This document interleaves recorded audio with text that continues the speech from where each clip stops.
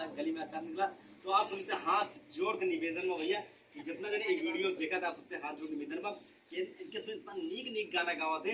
और जो हमारे दीदी लोग हैं जेके शादी ब्याह ना है उनसे निवेदन है अपने ससुरे जा जाऊ आप सब का सीखू का गईबू ये नाते देखा मेरे भाभी भी तो सिखावा थे और गाना कैसे गावा थे आप सब सीखने की कोशिश करा, प्रयास करा ताकि अपने घरे गा सका। तो बहुत बहुत धन्यवाद। का नंबर चैनल का तो चला मिथिलेश यादव अवध संगीत जैसा नाम वैसा काम। मिथिलेश यादव आज मिथिला नगरिया निहाल सकिया, चारों भैयन में बड़का कमाल सकिया। तो जैसे इनका नाम मिथिलेश नाम बा वैसे एकदम बढ़िया। प्रभु श्री राम की कृपा बनी रहे। बहुत बहुत धन्यवाद। अब गाना चल